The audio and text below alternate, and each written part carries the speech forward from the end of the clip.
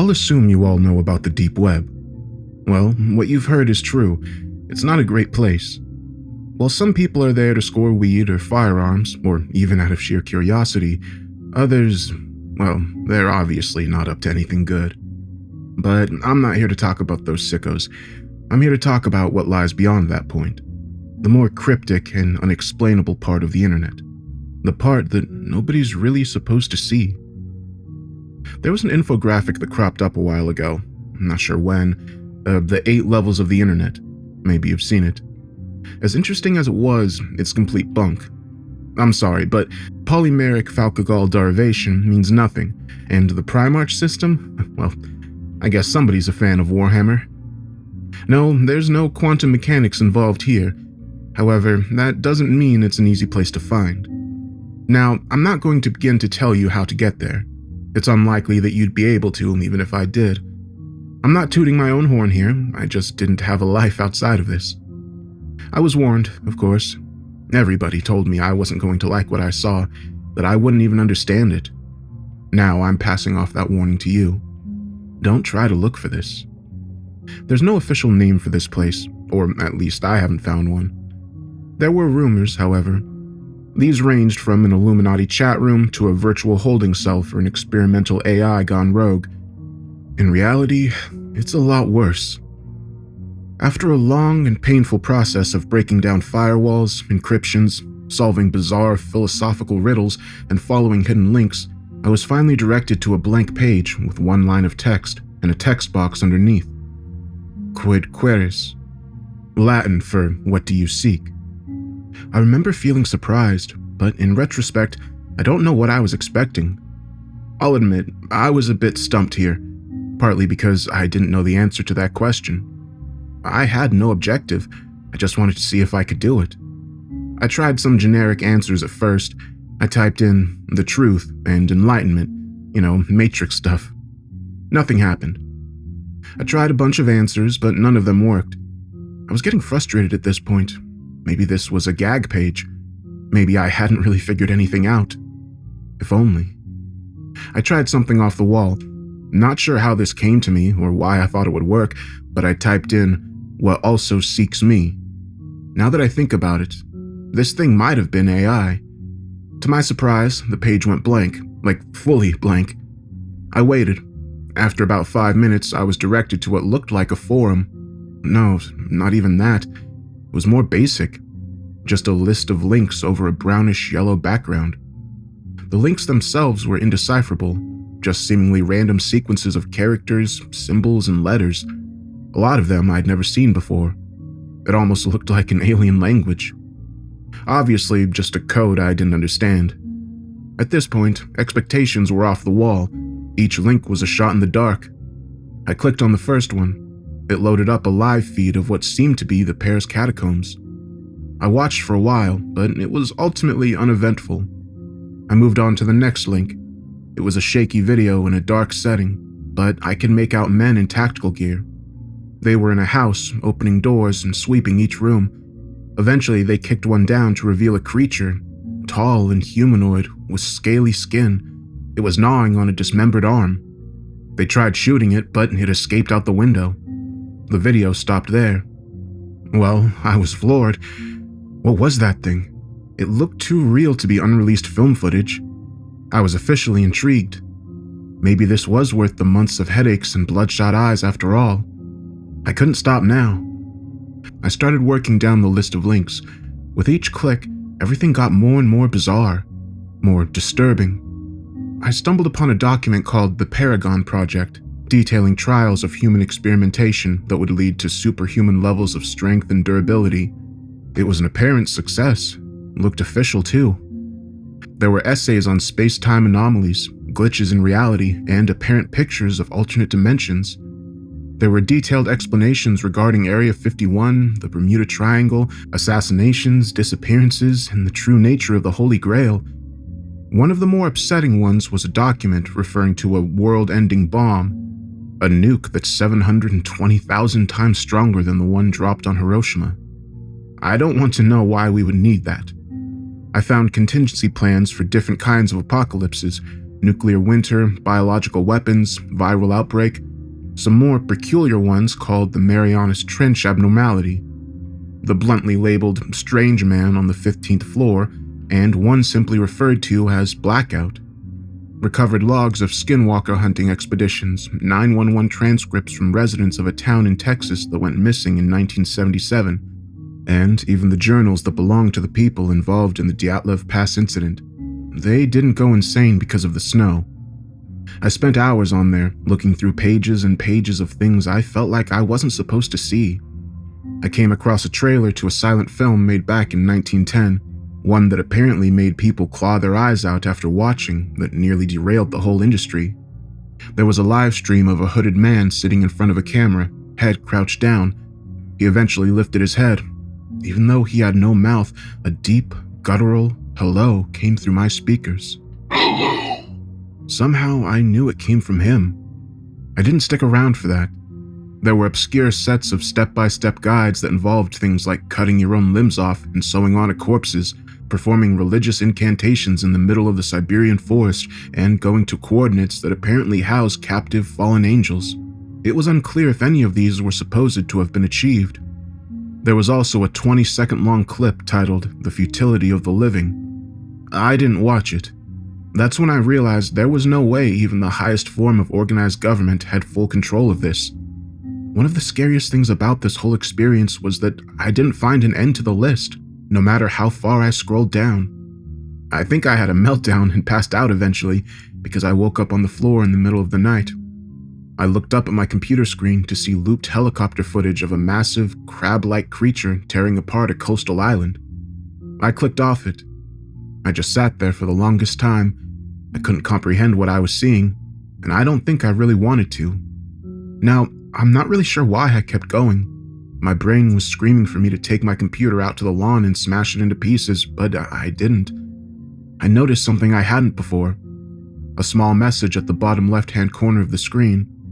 I don't know if it was always there or not. It was hard to read, so I had to squint. More Latin, it translated into something like, "Are you satisfied?" There were two options underneath it, yes and no. Now I knew the answer to this question. Hell no, I wasn't satisfied. I was horrified, scarred for life, but I should have clicked on yes. If I just clicked on yes, it would have taken me out of that godforsaken place, back to comfort and sanity. Even right now, I can't tell you why I clicked on no, but once I did, the page seemed to refresh. It was still the same basic setup, except there were only 4 links. This time, there were no recognizable numbers or characters. It didn't even look like anything that could have come from this world, just a collection of extremely crude symbols that didn't give off any sense of pattern or direction. I clicked on the first link. After about 20 seconds, I slammed my computer shut. I can't describe to you what I saw. All I know is that I wasn't supposed to see it. Nobody should have ever seen something like this. It's not only that it didn't make any sense, I can't tell you why it didn't. I couldn't begin to grasp the images I was seeing. It wasn't graphic or anything, not like that. I just couldn't recognize anything. I can make out things moving, but not in a way any creature on Earth has ever moved before. Colors that I'd never seen before. Just thinking about it gives me a splitting headache. This is my best attempt at visualizing it. We have 3 dimensions here on Earth. We can move forward, backwards, left, right, 72.4 degrees southeast, etc. These things weren't restricted to that. I can't explain it any further.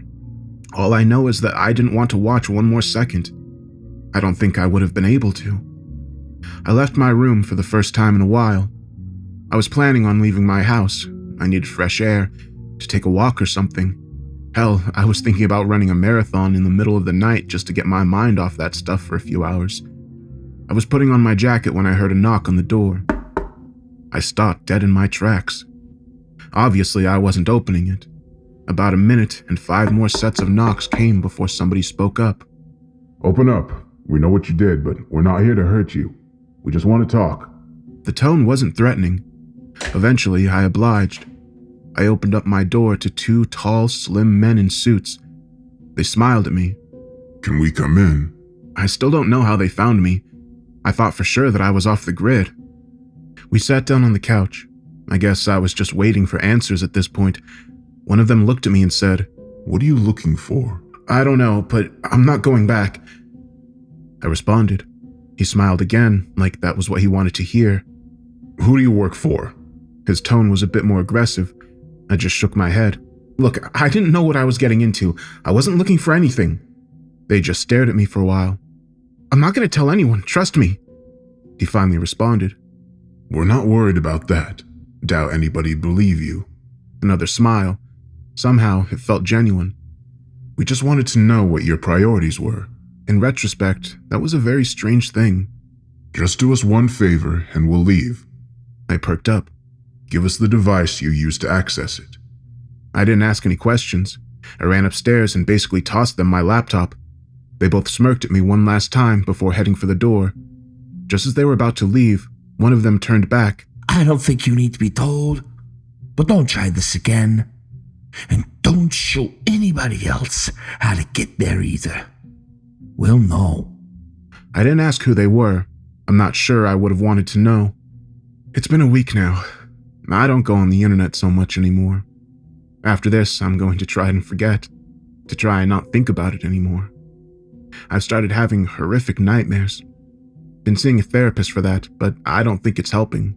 Anyways, I'm not going to let this consume the rest of my life. The thing is, I'm afraid this might not be possible. There are some things we weren't supposed to know, probably for our own safety and sanity. Don't try to seek them out. It's better that way. However, it might be a bit too late for me. They say that curiosity killed the cat. It's funny, that almost feels like a personal attack at this point. I haven't forgotten about that night. I mean, it's not just something you can stop thinking about. What the hell was that thing I saw? Strange thing is, it never even comes up in my nightmares. It's always the other stuff. I swear I can see that dude with no mouth every time I close my eyes, but maybe it's not so weird. My brain couldn't comprehend it the first time, so how could my subconscious produce a recreation?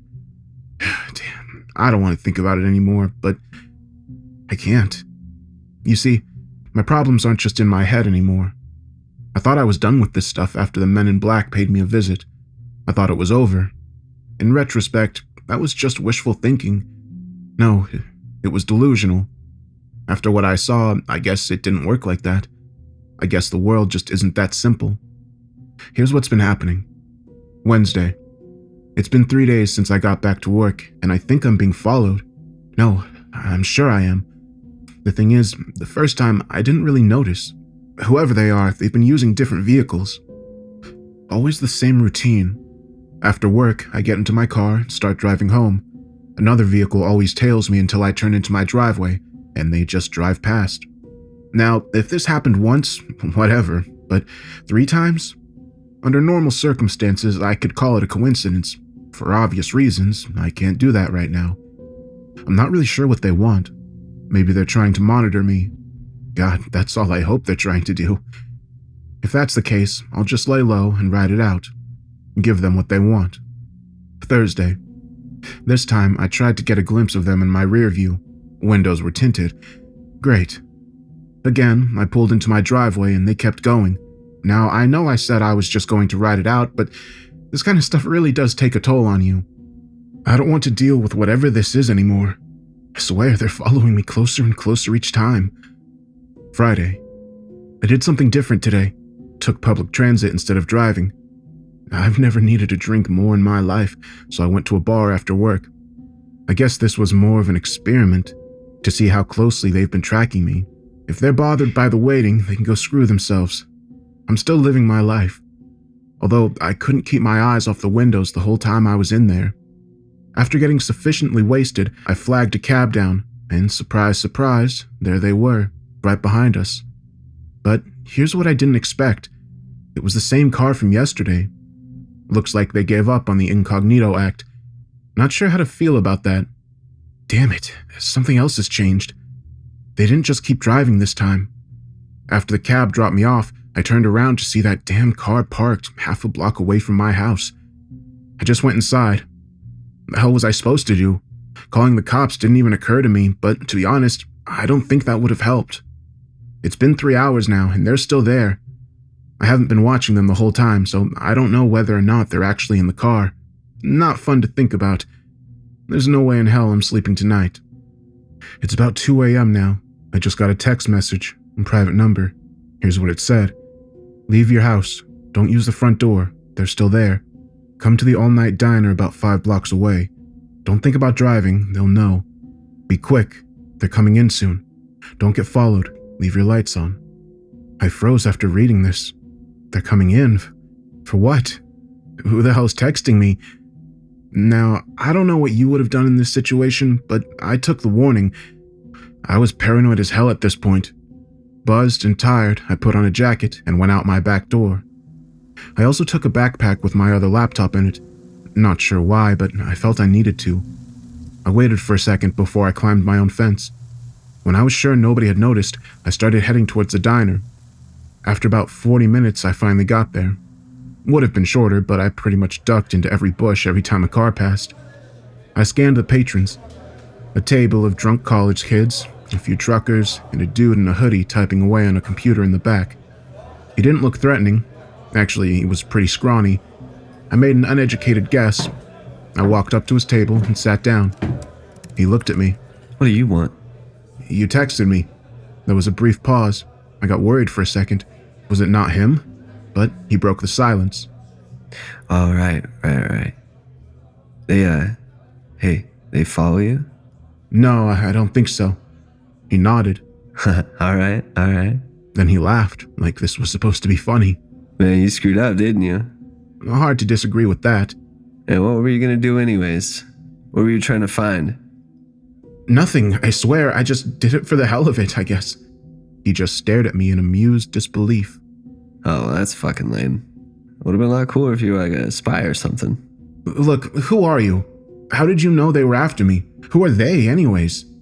I pelted him with questions. All right, settle down there. I'm not gonna tell you who they are. And I don't know either. But I will tell you they don't have good intentions. Fantastic, I thought. Well, how do you know about them? They came after me. One second I'm reading about demons on the moon, the next I'm getting my door kicked down. Now this is months ago. I skipped town. I was confused. What do you mean? They tried to kill me, dude. I couldn't believe this. And you were just viewing the links? That was it? You teach other people how to get there or something? He raised his eyebrow. No, why do you ask? I was floored. They didn't do that to me. They just came by, took my laptop, and gave me a warning. Now it was his turn to look shocked. Really? He seemed to think about something for a while. He then proceeded to ask me about what they looked like. Just men in suits. And what did they ask you? Again, I just told him. But then I remembered the last thing they said to me. They also asked me what my priorities were. Weird question. His face went blank for a second. Yeah, strange, ain't it? What followed was an uncomfortable silence. I finally asked him the thing that had been in my mind ever since that night. That page with just 4 links, what was that supposed to be? He raised his eyebrow and told me he didn't know what I was talking about. This is where things got strange. After I told him a rough explanation of what I saw, his expression changed completely. I can make out a sudden flare in his demeanor. What did you type at the prompt? What also seeks me? I answered. I was thoroughly confused at this point. Isn't that what you did as well? He just shook his head. No. He then shut his laptop and stood up. Where are you going? We've been here far too long. Look, I know you have questions, but I can't answer them for you. Go to a motel for the night or something. And just like that, he was gone. What was I going to do? Stop him? I still have no idea who this guy is. The only thing I got out of him was his name, Jackson, and even that's probably fake. Tired and still a little drunk, I left the diner and tried to stay hidden as I looked for a nearby hotel. Obviously, this wasn't fun. Now here I am, sitting in some sketchy motel at 4:30. I can barely keep my eyes open, but I also can't help but look over my shoulder every second I'm awake. This is the pinnacle of crappy situations. I guess I'll try and get some sleep. Nothing else I can do. I'll figure it out in the morning. Saturday. Well, I guess it's been Saturday for a while. Actually, it's 8 a.m. now. Barely got any sleep. I have this creeping, ominous feeling in my gut that something just isn't right. I turned on the TV, anything to clear my mind for a bit. What I saw next did the opposite of that. It was a news report. A man strangled to death in a KFC bathroom, but the person murdered was one of the guys that came to my house and took my computer that night. No suspects. I just stared at the screen for the longest time. What was going on? My phone suddenly buzzed. A different message from a private number. This is what it said. Go to the swimming pool on 5th Street. In the men's locker room, go to locker 128. The combination is 12, 27, 33. Further instructions are in there. Do so before this text gets intercepted. Don't bring your phone. Of course, how stupid was I? My phone was still on me. Surely whoever was after me would have been able to track me. This had never even crossed my mind. Out of curiosity, I peeked outside my window. Sure enough, the car that's been following me was now parked right there. Luckily for me, I caught my first glimpse of the driver and the passenger getting out. They were both wearing gloves, and one was holding a briefcase. They're walking towards the entrance now. After I've emailed this message to a friend, I'm going to need to think quick. I've already dropped my phone in the toilet, and I'm going to need to get rid of this laptop next, but people need to know that this happened. If you hear from me again, looks like I found a way out of this. I'm currently on a plane headed to Scottsdale, Arizona. I actually haven't been out of state in 6 years. I thought I would eventually, just didn't expect it to be under these circumstances. Anyway, let me back up a bit first. This is what happened. Right after I disposed of my laptop, I heard my lock being tampered with. Somebody was trying to break in. Now, I've never been great under pressure, so you can imagine how I was feeling. But the human mind is an interesting thing. When you think you're at the end of the line, your will to live really ramps up. The balcony, I thought. Only way out of this. Without hesitation, I ran out and climbed over it. Fortunately, I was on the 2nd floor, so I didn't break my legs. Now came a decision, run or hide. Both didn't seem too promising. I was panicking. That's when I spotted Salvation, a cab parked on the other side of the lot. I bolted for it. I tapped on the window, startling the driver. Oh, Mr. Horvat. Well, no, it wasn't, but I nodded anyways. He looked at me in confusion. You said 8:40, didn't you? Finished early. Let's go. There was anxiousness in my voice, but I tried to hide it. Last thing I needed was for this guy to think I was a lunatic and drive off. I got in, told him the address, and we got out of there. As we left the lot, I looked back. The 2 men I saw coming out of the car were now on the balcony where I just was. I could tell that there was a dead stare directed right at me behind their sunglasses. Despite all this, relief washed over me. It was short-lived, however. I relayed the message I got in my head. Do so before this text gets intercepted. That meant I was still on the clock. If they don't know where I'm headed yet, they will soon. We finally got to the place about 15 minutes later.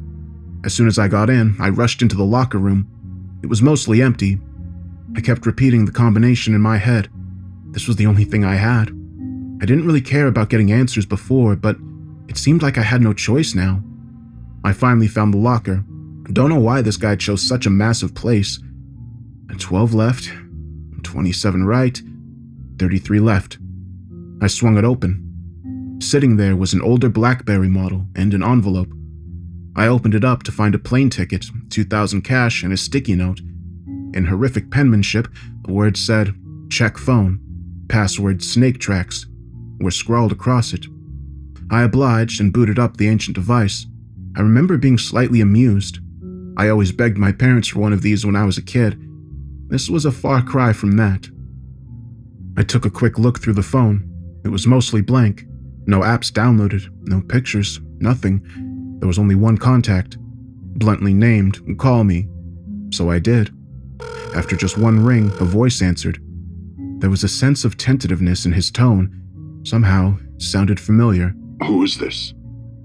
Well, how was I supposed to answer this? Should I say my name? "I got your message," I finally responded. There was a brief pause. His response caught me off guard. What's your religious affiliation? His tone had gotten a lot more aggressive. Why was he asking me this? I thought. I didn't have enough energy to question him, though. Raised Protestant, but now agnostic, I guess. He seemed to breathe a quick sigh of relief, then he cut the line. Is this guy nuts or something? My thoughts were interrupted as I got a message. He'd sent me an address and a room number. Meet me was the only other thing he'd typed. I looked at it for a second before coming to my senses.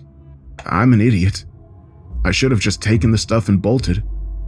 I heard the door to the locker room swing open, then footsteps coming towards where I was. Sprinting, actually. I shoved the stuff into my pocket and started looking for a way out. Again, there was only really one option here. I started making a break for the pool entrance. As I ran, gunshots started ringing out behind me. I could tell they were using silencers, but boy, that doesn't do a whole lot when you're only 40 feet away. I suddenly felt a sharp pain in my side. I saw a bullet penetrate a locker right up ahead. God, that didn't miss by much. I ran faster than I thought I was ever able to. I almost slipped into the damn pool as I stumbled out. The lifeguard shouted after me as I burst out of the emergency exit. I couldn't stop there. I hurried along, making turns every minute, looking over my shoulder the whole time. It was a good thing I was downtown. I blended into the sea of people easily. At one point, I saw a pair of policemen. I considered telling them. I really did. But what's that going to do? They'll search those two guys, turn up with nothing, monitor my house for a couple of days, then call everything off. It wasn't going to solve anything. I finally ducked into a hair salon. I couldn't run anymore. The barber just looked at me like I was insane. Screw it, I thought. Might as well make myself less recognizable while I'm here. I got him to shave it all off. I spent the rest of the day making various purchases, a used laptop, a new set of clothes, some bandages, and a pair of shades. At least something good came out of this. The flight was supposed to be in a couple of hours at this point.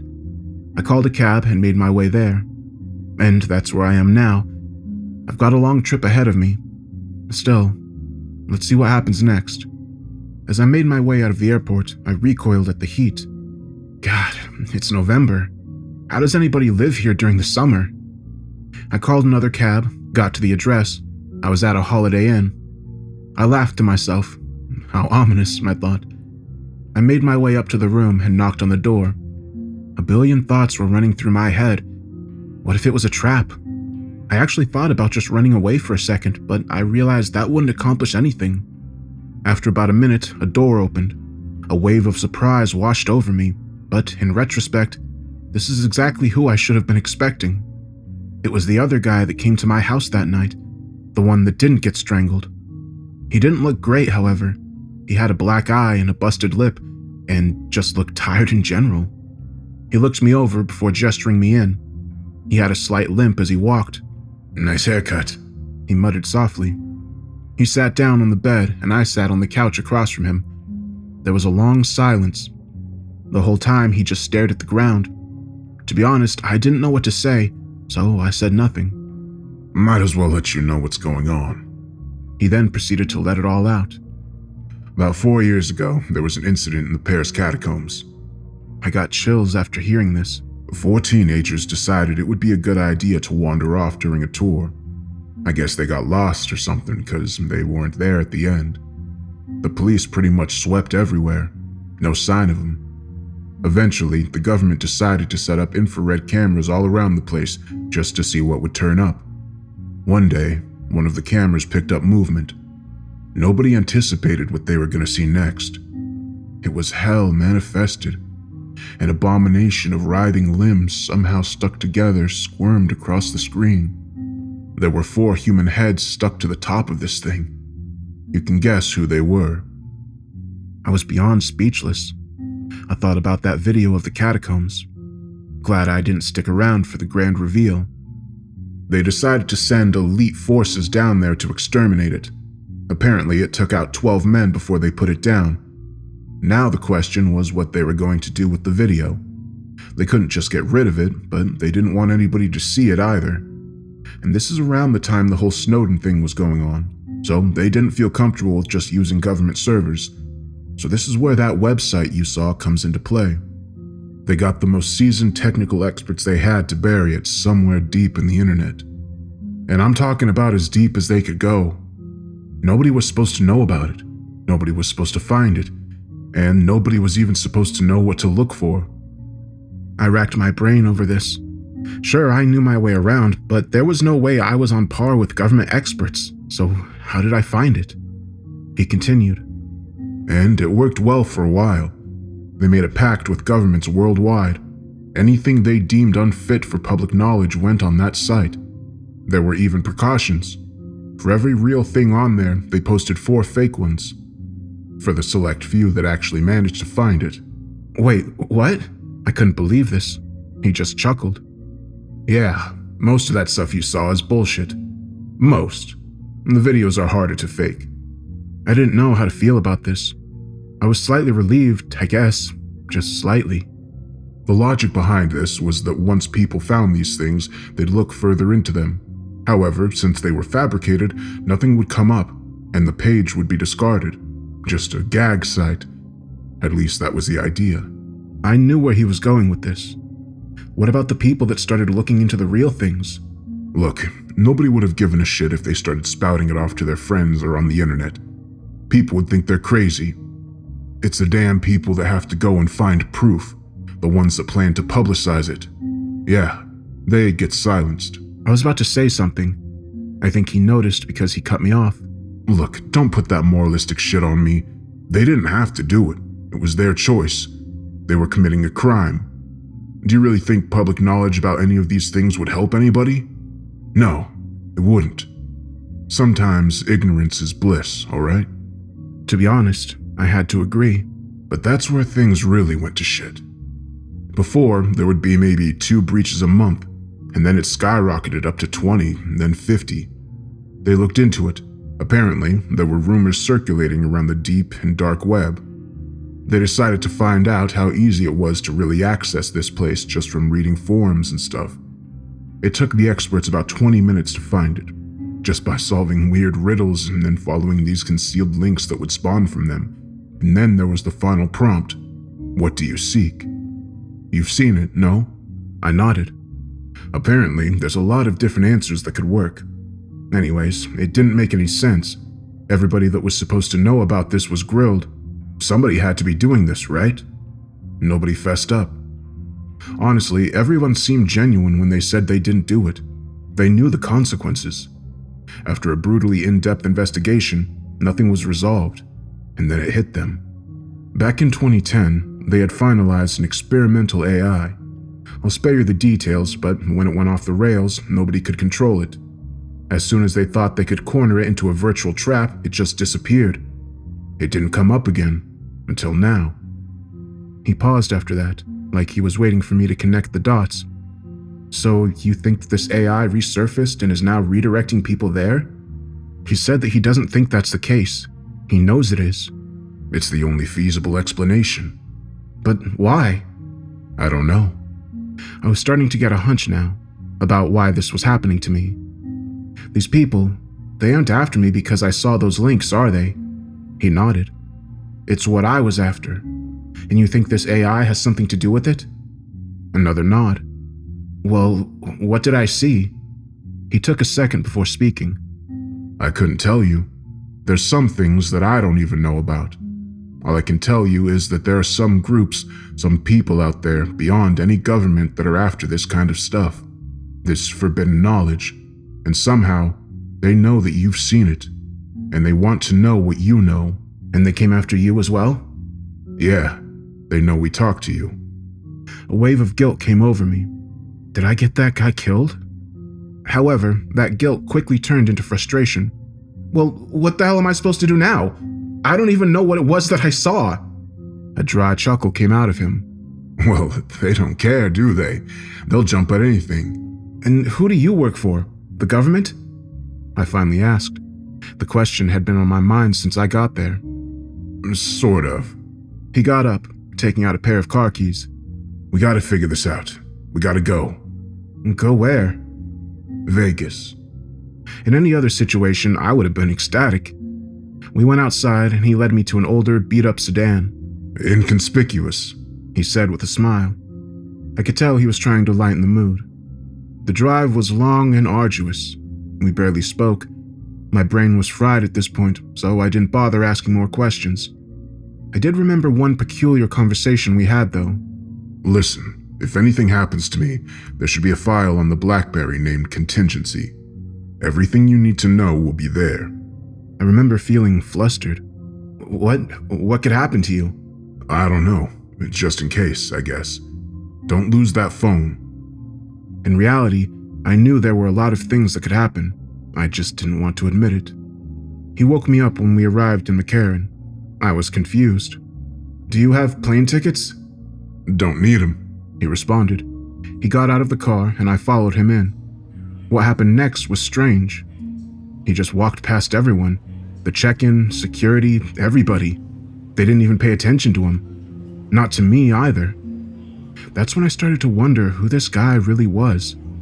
As we walked past the various stores and restaurants set up near departures, he took a sharp turn. I stumbled, keeping up. He was walking towards an unassuming door set up right between two shops. He swung it open and I followed. We walked down a bunch of corridors, turning every so often. Various men in suits passed us but didn't seem to acknowledge our presence. We finally got to another door. This one required a keycard. He took one out and scanned it. I didn't realize how huge this place really was until I thought about it, after we must have passed at least 15 other hallways. Anyways, the door opened up to what looked like a long flight of stairs. We trekked down for about 5 minutes before we got to what looked like another terminal. Now, it didn't look futuristic or anything, just a regular terminal. Surely there's no planes taking off here? I asked. He said I was right. That's when I noticed the train tracks. Now we wait, he said and sat down on a bench. Well, great. I'd given up trying to piece this thing together in my head, so I didn't even bother asking what this place was. Let's just see what happens, I thought. But I'd soon find out. Things are not that simple these days. I spotted a bathroom sign towards the back and I headed for it. As I was washing my hands after finishing up, I noticed what looked like a card stuck into the side of the mirror. I plucked it out and looked at it. It was standard business card size, just plain white and black text. From far and wide, we search for meaning, since the time of weaning. Our destiny is sealed, we'll face the wraith. We don't need hope, we have our faith. We will not stop until we are dust, all for God, in whom we trust. Creepy, I thought, and then I turned it over. In big bold letters was FOTLG. No idea what that was supposed to be. However, in that moment, I felt that something just wasn't right. It's that creeping sensation you get when something just feels off. I needed to tell him, whoever he was, about this. I opened the door and he was gone. I searched around the terminal for a bit, but he was nowhere to be found. Hell, there was nobody else here. The place started rumbling slightly. The train was coming. Well, I sure wasn't getting on by myself. I looked around a bit more before I heard footsteps coming down the stairs. Great, I thought, he's back. Then I realized it wasn't just one pair of steps. There were multiple. Instead of seeing a familiar face, I was greeted with 4 of what I assumed to be men. I couldn't tell because their faces were covered with burlap sacks that had eye holes carved out, kinda like the one Scarecrow wears in the Dark Knight movies. The only difference was a symbol that seemed to be spray painted on where the forehead should be. It was simple, a vertical semicircle with an angular arrow going through it. As I recall, the rest of their getup was normal, just plain street clothes. I was frozen. Then I realized that one of them had liquid dripping off his glove. Dark liquid. The next few moments were a blur. I remember the train pulling up and those guys starting to run towards me. I started bolting for the train. It was a weird one, only one section and one set of doors. I don't think I saw a driver. As I ran up to it, the doors opened automatically.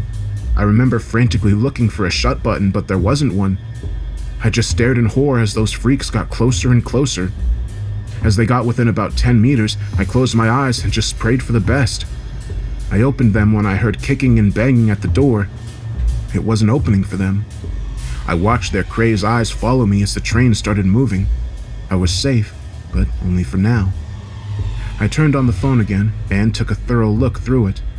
Sure enough, the text file he mentioned was there, I guess I'll read it soon, after I'm done with this. Now I don't know where I'm going, and I don't know what's waiting for me. My head's pounding. All I know is that I should have just stayed on Google. I'm not so sure what to think anymore.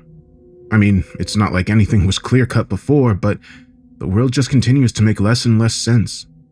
I opened up the contingency file, and this is what it contained. Failsafe, agent incapacitated, alias Jack Rust, identity, custom message. Hello there. If you're hearing this, I suppose I'm out of commission. Shame, I guess. I'm going to assume that we've at least made it to the terminal. Here's what you need to do. Get on the train. Do so as soon as it comes. There's only a 10-second window where it'll open for anybody. Now, it's going to the 5th. Count them. The 5th stop you'll need to get off at. There won't be any announcements, no indications, nothing. Do not fall asleep. Just pay attention. This train goes fast, but it'll still take a while. Be patient. While you're in there, do not look out the windows. There's nothing to look at anyways. You'll be in a tunnel. Nevertheless, it's better that you refrain from doing so. You see, we've been having problems recently. Sometimes something stares back at you, and you can't really look away. Now, what I'm going to mention next isn't likely. I'd like to say it's a 1 in a 1,000 chance. But you don't have the means to deal with it, so you'll need a heads up. If at any one of the stops you see or hear the doors opening, hide under the seats. There shouldn't be anybody getting on right now. Just close your eyes and wait for them to leave. Now, if they're still there after the 4th stop, I'm sorry. Once you've arrived at the 5th, get out. There'll be another terminal, very small one. There should be stairs to the right and a ladder to the left. Do not even think about going down the stairs. As you go up the ladder, it should start getting darker. Don't worry, this is what's supposed to happen. Keep feeling upwards. Eventually, you should touch something solid. It's a fake rock. Push it up and climb out. Put it back when you're done. You should now be in a dead wheat field. This is Texas, between Crockett and Sutton County to be specific. Start looking around. There should be a small abandoned farmhouse visible a few miles in the distance. Go towards it. Once you've gone in, look for a basement. This place isn't big. You should find it easy enough. Once you have, go down there. Now, the lights don't work, so it'll be dark. Turn the brightness up on your phone if you have to. You should be looking for a big red door. There's only one, so if you think that you found it, you have. There's going to be a numerical set of buttons right by the handle. The password is 5325678. Now, this next part is a doozy. Not that you have to do anything crazy. It's just what I'm about to tell you. You see, the reason these people knew where to find you was because they went through us first. We'd been monitoring you ever since you started getting close to finding the page. I didn't tell you because, well, why would I? Apparently, there was a mole informant in our midst. We believe that he was a member of the cult that we thought went defunct a while ago, the faction of the Lost Gods. That's what they call themselves. I won't go into detail on them here. All I'll tell you is they would go to the ends of the earth to find what you saw that day. That's their one and only objective. They aren't the only group seeking this, however, they're the only one we're worried about. I guess once they started hearing about those riddles, they thought that this thing was trying to communicate with somebody. With them, trying to lead them there. But this is the part that didn't make any sense. The thing that had stumped all of us. You were never supposed to see what you did. It wasn't supposed to be there. We have no clue why it was. One of the strangest things was that nobody had even created the page that it had popped up on. We don't know how you found it. You were the first person that saw it since we took it off the site. This is where things got hairy for us. As soon as the informant noticed this, he called in a raid on our Texas headquarters. That's the one you're going to. It was a massacre. They stole our equipment and started tracking you down themselves. Luckily for me, I wasn't there for that. I was already on my way to you. Now, we don't work for the government. We just work for them. But these politicians, they have a real antiquated code of ethics. A real antiquated idea of how to fix things. You see, these cult members aren't so easy to find. If they were, they would have been neutralized a long time ago. Because of that, there exists a contingency protocol for this exact purpose. Blackout is what they call it. If they ever found out that this group had any chance of finding whatever it is that you saw, they'd put it into motion. And trust me, that's not going to be fun for anybody. They aren't willing to take any more risks. That's why we didn't tell them, why we didn't tell most people in our own organization. They might spill the beans. However, if you're still reading this, that means desperate measures can wait. Once you've gone in, go directly straight until you've reached what looks like a control room. In the far right corner, there should be an older desktop mounted to the wall. Luckily, that's one of the few things they didn't take. Boot it up. It's going to prompt you for a password. Type in Primordial. A trap door should open in the middle of the room. Walk down those steps and you should find yourself facing a bunch of file cabinets. Start searching through them. You're looking for a folder under the name Kane Hunter. He's an old friend. It's ordered alphabetically, so it shouldn't be that hard. That folder should contain his address. I understand that this is a lot of work for just one piece of information. However, this guy moves around so much, I just didn't bother keeping up. You need to go and find him. He'll have the answers that I don't. At this point, he's our best shot. Tell him Ben sent you. I'll leave you with this message. Mankind must not go back to hiding in fear. No one else will protect us, and we must stand up for ourselves. This government protocol is not the way we go. Good luck. That was the end of the message. This was a lot to take in, to say the least. But it sounded like I had a job to do. Luckily, nothing else got on the train with me. It took a while, but I finally got to the basement door in the farmhouse. As soon as I walked in, a wall of stench hit me. I reflexively gagged. A massacre. Those words rang through my head. I found a light switch on the wall and flicked it. As the stale, incandescent light washed over the place, I understood what he meant. It was a massacre indeed, and nobody was there to clean it up. Holding my breath, I stepped over the decaying, uniformed corpses. As much as I would try to avoid looking at them, I couldn't stop myself from glancing down every so often. I was about to pass out once I reached the control room. I followed the instructions and found the folder. As soon as I did, I got the hell out of there. Once I was back outside, I read through it. Kane Hunter was a 45-year-old male, and he lived in Hong Kong. Shit, I thought. I was starting to hate traveling. It took me a while to find a road. I eventually managed to hitchhike into a town. From there, I got another ride to Dallas-Fort Worth International. That's where I am now. I'm tired beyond belief, and it doesn't help that the back of my damn neck is itching like hell. The flight was long, so I got to contemplate the past week. There was a lot of unanswered questions still lingering.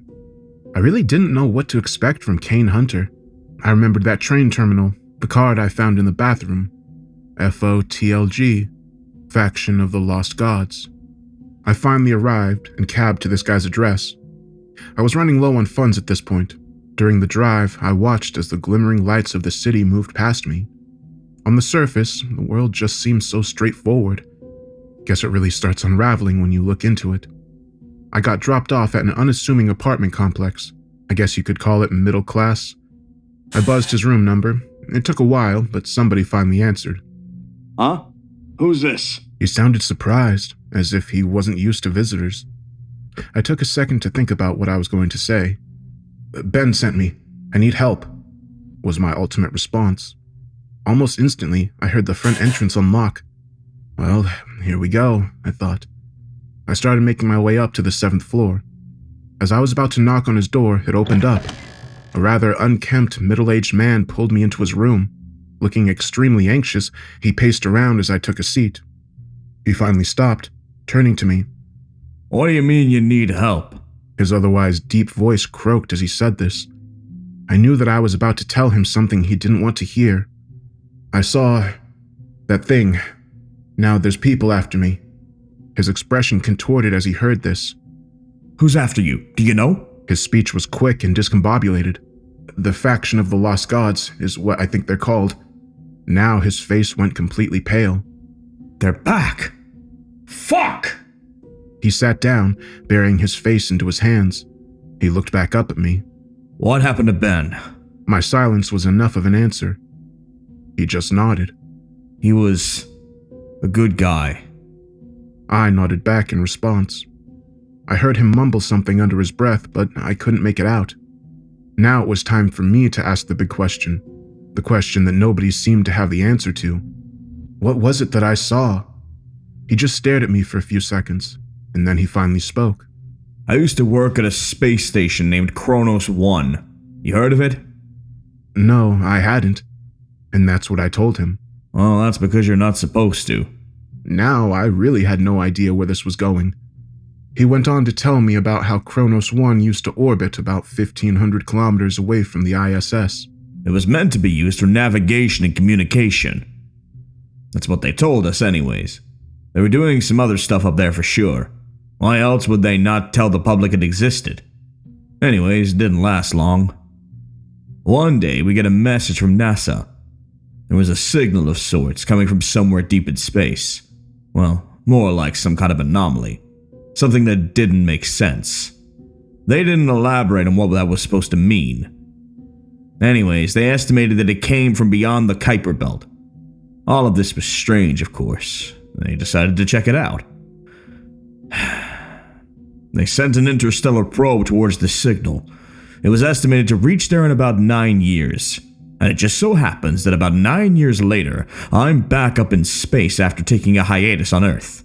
While there, we get another message. The probe had reached where the signal had approximately been emanating from. They were going to transmit a feed for us to watch. I raised an eyebrow. He just chuckled at me. Yep, we've come a lot farther in terms of space technology than the public is led to believe. At this point, I don't think you should be surprised. Anyways, everybody's crowded around the monitors waiting to see what the hell the probe picked up.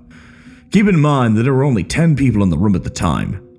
It was too tight to fit more, so we were going to be the first ones aboard who would see it. The transmission eventually blinked onto the screen. He stopped, rubbing his temple as he did so. It almost seemed like it hurt him to think about. Everything went by quick. It only took a few seconds for the screaming to start. People were banging their damn heads on the floors and walls. It was chaos. Everybody lost their minds after seeing what was on that monitor. The only reason I survived was because I didn't actually get a glimpse of it. I was still in the bathroom when the transmission came through. I got out as soon as I heard the commotion. I still passed out though. Guess I'm not so good with blood. All I remember before hitting the floor was seeing a lone person still glued to the screen. He was the only one watching at this point. When I woke up, they started asking me questions, but I had no answers for them. I didn't see it. Wait, so what was the cause of death for them? Suicide. Mostly blunt force. Everybody in that room found a way to kill themselves. What the hell? I thought. Was this really what I had seen as well? So what happened to the other guy? The guy that you said was still watching? He passed out as well, but only for a minute.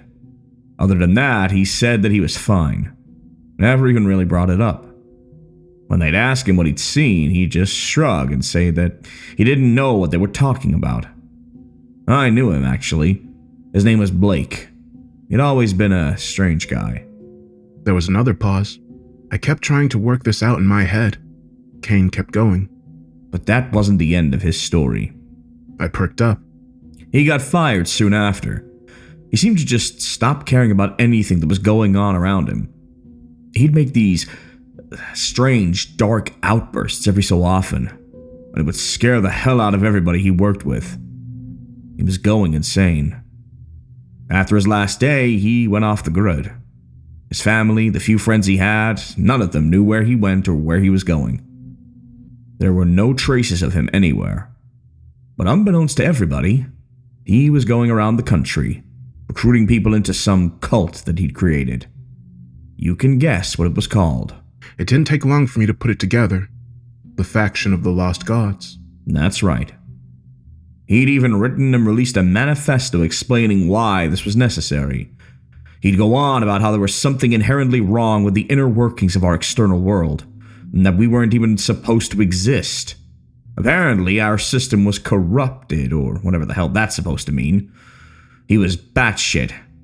Or maybe it was what he'd seen that made him that way. He went on to explain how Blake had been looking for something the whole time that he'd been recruiting members. He'd been looking for the probe footage. You see, the probe is still there, transmitting whatever the hell that thing is to a feed that only the government has access to. I'll assume you've seen the site where all the sensitive knowledge goes. I nodded. Wouldn't be here if I didn't. He took out a cigarette carton and lit one up. He took a long, heavy drag before continuing. At first, that's where they stuffed it. According to them, a few hackers banging their heads on keyboards every now and then wasn't that big of a deal. But after what had happened on Kronos, almost nobody dared to look at it. The few who tried, well, you know the story. But here's where things got incomprehensibly fucked. What I'm about to tell you, almost nobody knows about. This includes 99% of government agents.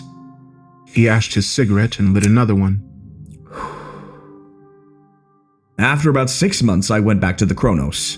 They offered me a severance package to just retire and keep my mouth shut, but I decided against it. I was too cocky. I tried to pretend like what I saw didn't affect me.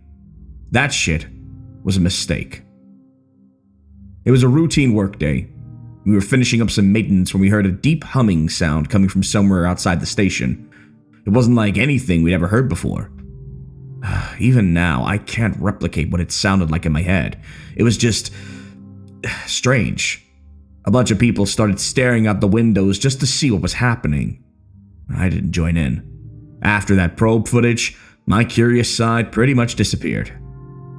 However, what happened next made me question what kind of universe we really live in. I was eating lunch in the mess hall when I heard commotion coming from the hallways. I would have checked it out, but that's when the screaming started. It wasn't normal. Honestly, it didn't sound like anything that a human being should have been able to produce. I remember looking at everybody else in the room. They weren't moving. We were all on the same page. A couple guys actually barricaded the entrance with chairs. However, we couldn't keep our eyes off of it. There was some kind of light bleeding in from the cracks under and above the door, but something was wrong about it. The light wasn't any color we'd ever seen before. The familiarity of these descriptions got my mind racing. This was it, wasn't it? This was what I had seen. I remember getting lightheaded just from looking at it for a few seconds. The next hours were excruciating. The screams didn't stop. Our collective sanity was being pushed to the brink. We all just sat, fingers in our ears and our eyes closed, waiting for the end of this shit. Eventually, the door opened up and we were escorted out. I remember looking around to see the white walls of the station now stained with red. 90% of the crew died that day. We had questions, of course, about what had happened. However, everybody that would have known was now dead. He leaned back in his chair, fished another cigarette out of the carton. This time, it was accompanied by a swig of whiskey. He went on. I arrived back on Earth shortly after. This time, they didn't offer me my job back. Just a severance check and a non-disclosure. Though it's not like I cared at this point. Would have quit regardless. Now, here's the connection to what you saw.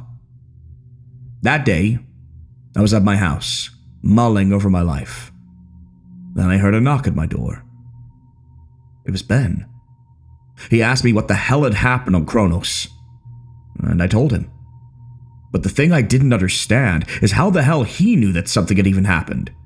He had never even worked with NASA, so I asked him about it. He said that a wave of distress calls from the station all came through at once. They all described exactly what I had gone through. The problem was, they had no means of dealing with this. It would have taken too long to organize a rescue mission. Everybody was at a loss for what to do. That's when the higher-ups came up with something off the cuff. They had a hunch.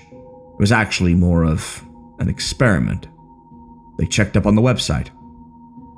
Sure enough, it had been breached once again. Somebody was viewing the probe footage. They tracked it down to an abandoned warehouse in San Antonio, which is where Ben was at the time. At that point, he was just a field agent, so they contacted and told him to go check it out. He drove there along with a SWAT team. When they arrived, it was a bloodbath. They started getting shot at as soon as they walked in.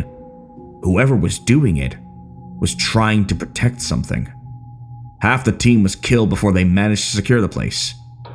They detained the shooters and started sweeping the rest of the building. There was nothing on the upper floors. But then they got to the basement. There was just one person down there, sitting in front of a computer monitor. They approached him slowly, barking at him to put his hands up. He ignored everything. A SWAT member eventually got close to him. That's when he started screaming out of nowhere and shot himself in the head. There's no doubt that he got a glimpse at the screen. Nobody approached him after that. They all just kept pointing their weapons at him and telling him to turn around. The guy eventually did. He said that it was Blake. Ben recognized him because he'd become infamous around government circles. He said that there was blood seeping from his eyes and nose, skin pale as the moon. And he only said one thing. Kane stopped inside. He took a big swig of the whiskey and looked at me dead center. You can't stop it. If this doesn't happen today, it'll happen eventually. Our reckoning has yet to come. Ben said that this chilled him to the bone. He told me that Blake had said it in such a tone and conviction that just made him feel despair and emptiness inside. He shot him right after that, as well as the monitor. They rounded up the rest of the cult members and took them into questioning. They wouldn't cooperate, obviously. They all just repeated the same words over and over. Some weird fucking motto or something. Anyways, the higher-ups got there a couple hours later. They congratulated Ben and told him to go home. The distress reports had finally stopped coming in from Kronos. Wait, I interjected. The reports, did they stop as soon as Blake got shot? Kane chuckled. It was a dry one, no humor in it. Yeah. You're figuring it out, aren't you? Here's the conclusion they came to. Whatever that probe was picking up, whatever Blake was watching, it was watching him back. Somehow, they were communicating with each other. This was horrifying to think about. He was sending something towards Earth, something beyond our comprehension that we were never meant to see. Who the hell knows what it wants from us? Probably nothing good. Anyways, they decided to make sure that nobody else ever saw it again.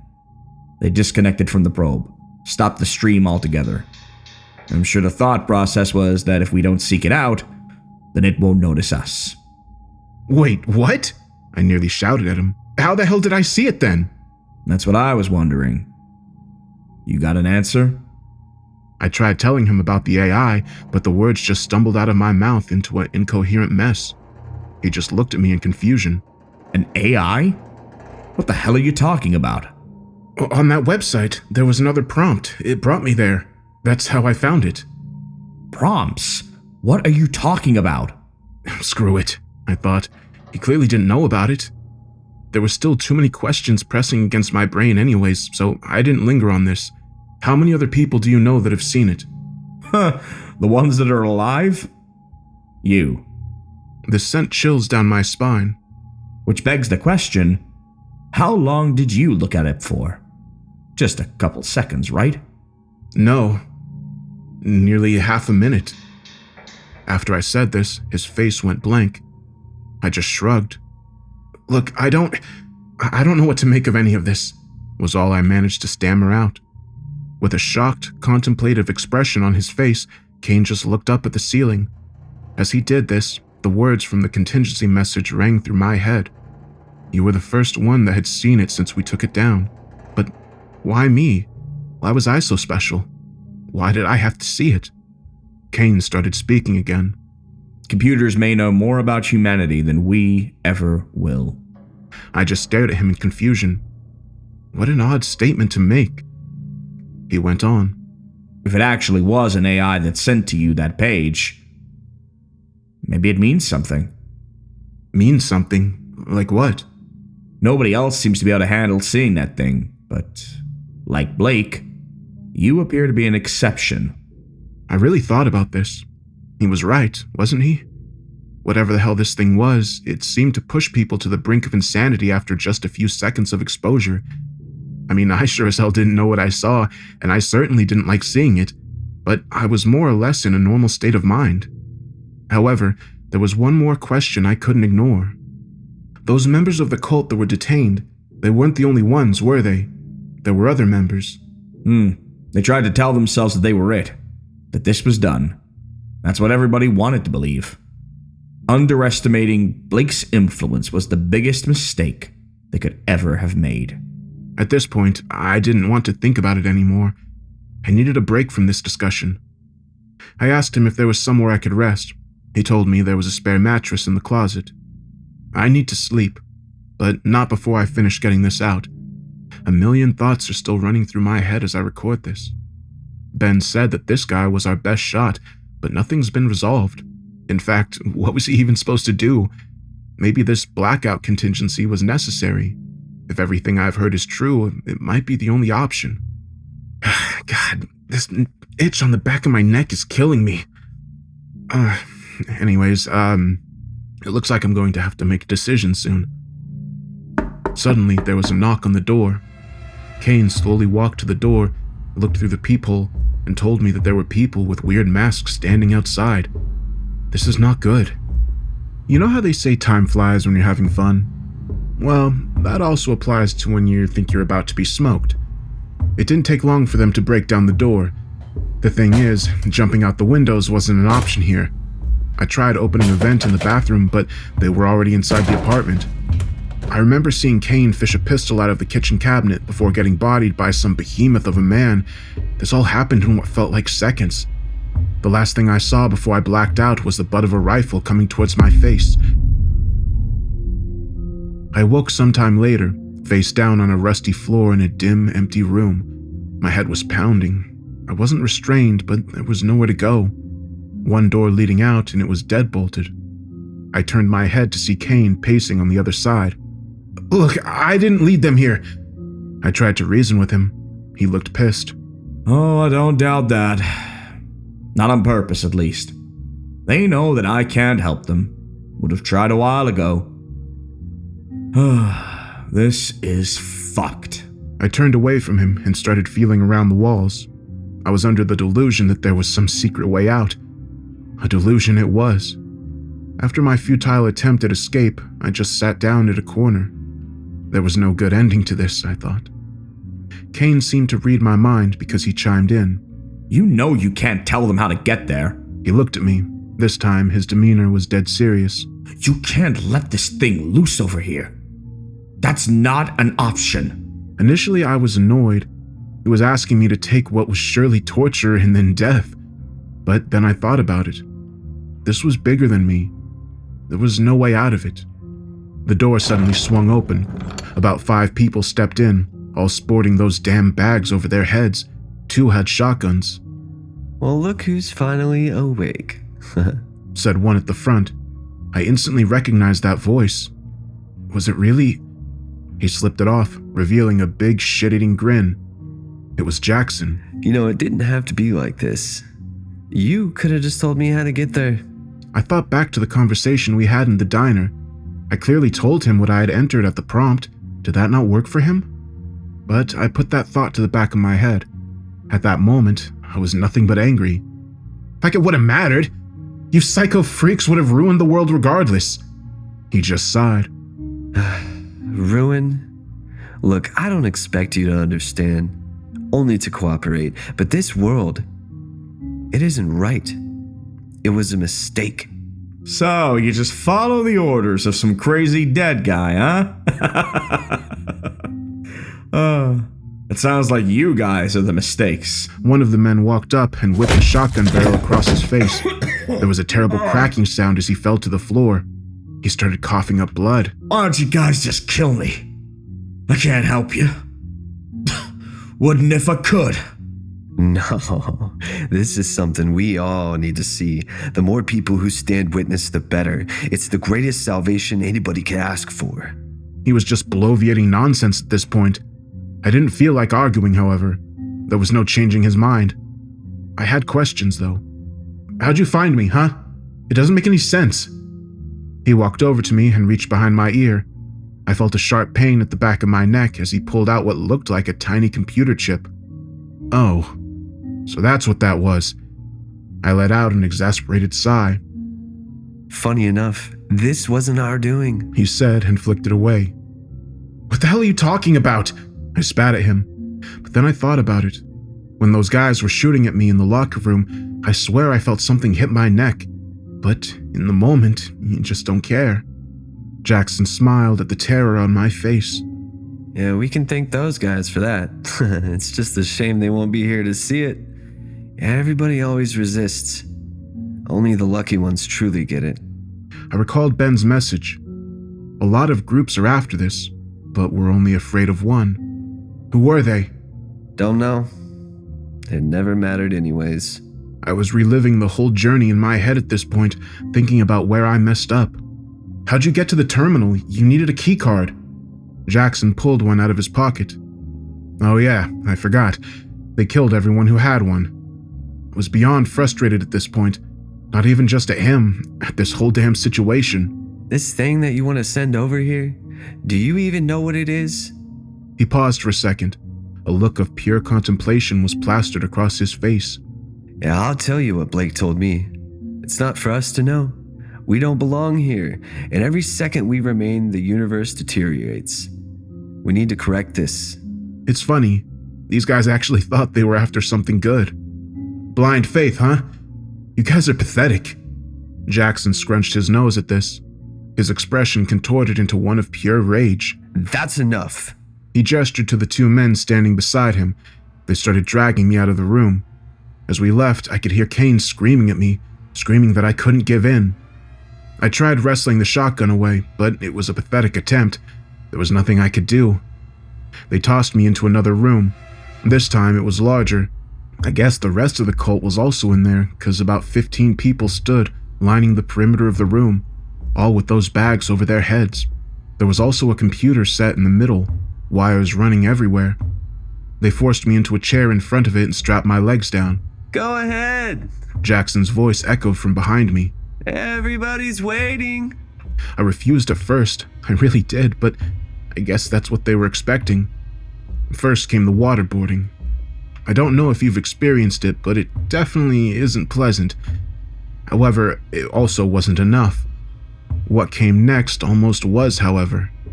One of the men took out a butterfly knife and started slicing my pinky toe off, slowly.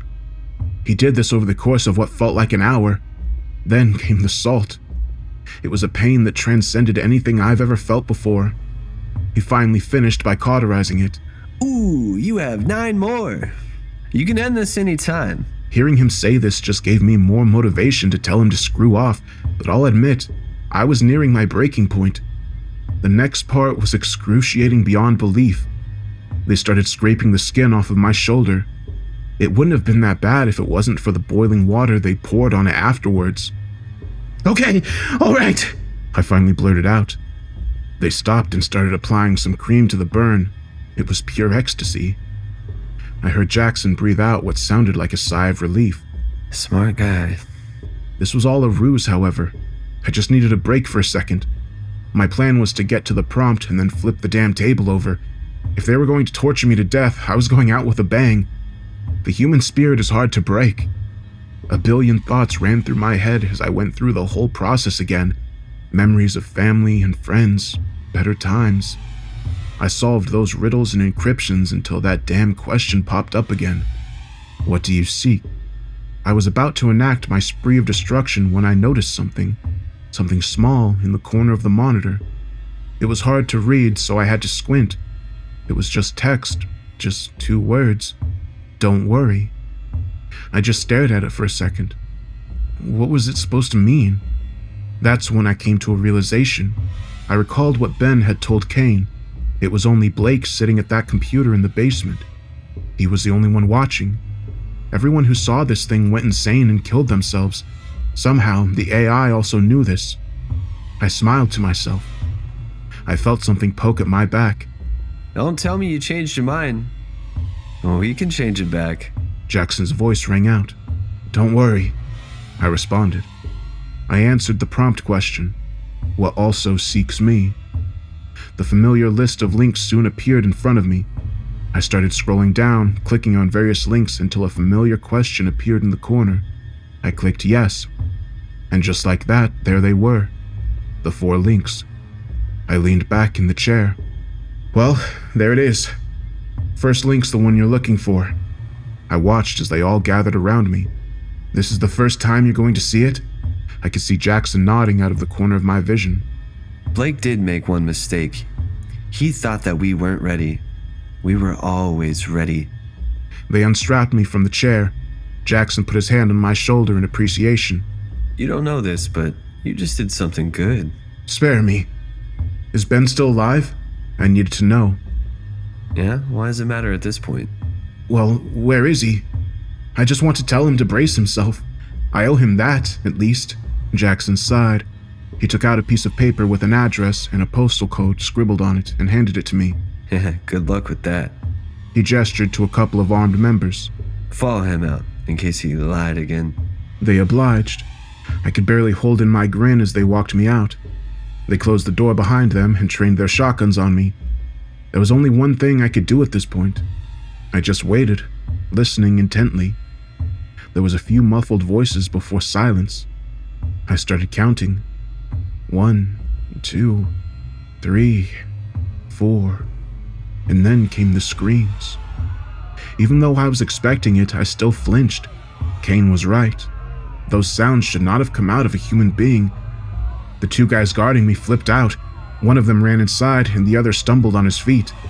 He was looking back and forth between me and the room, so I disarmed him easily and shot out his kneecaps.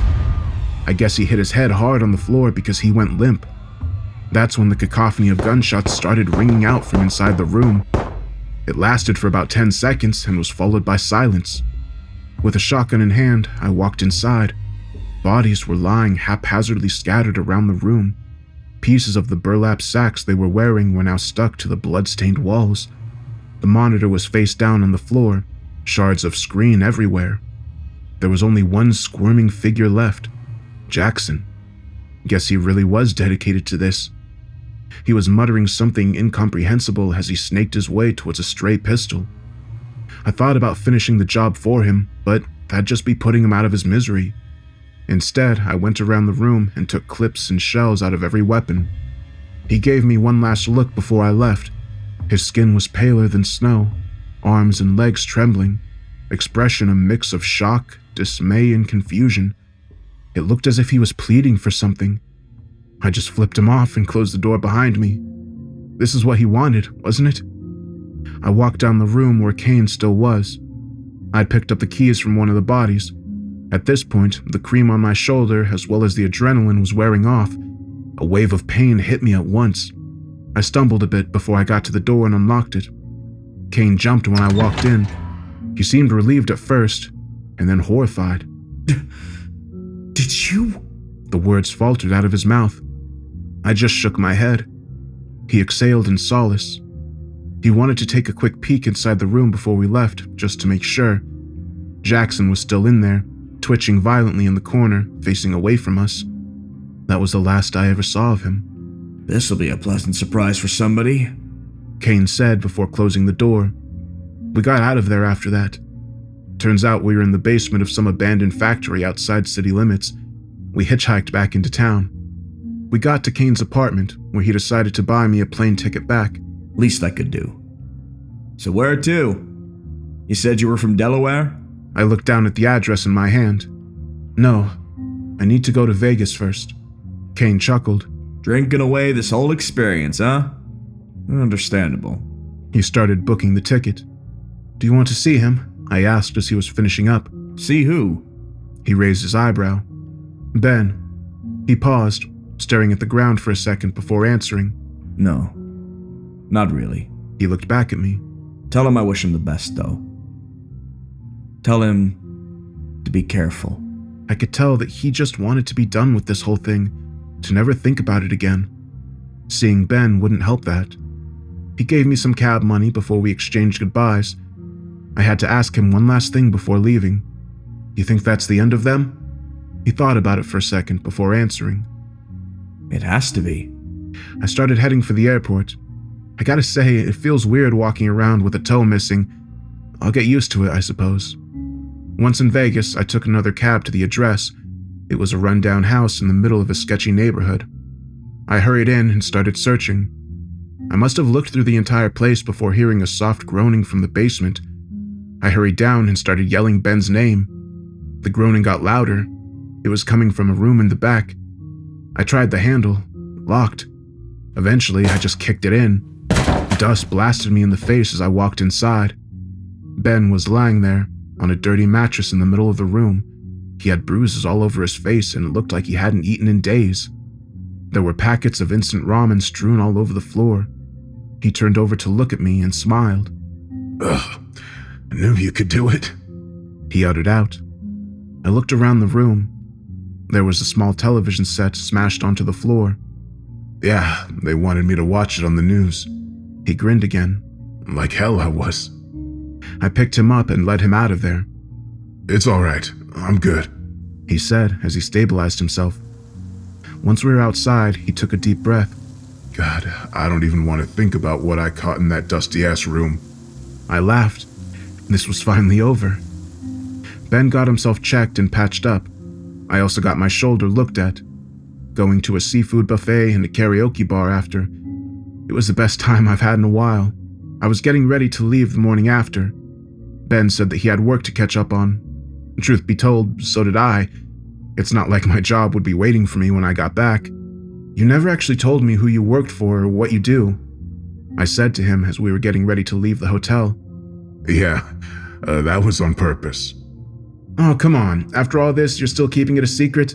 I gave him a casual nudge. After all this, you still want to know more?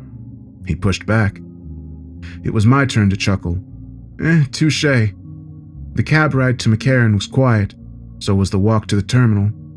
I headed back to Delaware, and he was going to South Korea. He finally spoke up about 2 minutes before his boarding call. I'd like to think that I do my best to try and protect the world from the strange shit that dwells within it. To try and secure the stuff out there that humanity shouldn't ever see. To put them away in containment forever. He slapped my back before getting up to leave. Keep in touch, yeah? You know how to find me. And just like that, he was gone. I waited about 30 more minutes before my flight was ready to go. I slept like a baby the whole time I was in the air. When I actually got to my house, there was police tape surrounding it.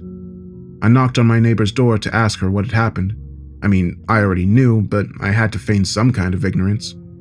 She seemed surprised when she opened up for me. Apparently, she saw 2 men entering my house and called the cops that night I went to dinner. Everybody's been looking for you. Where the hell did you go?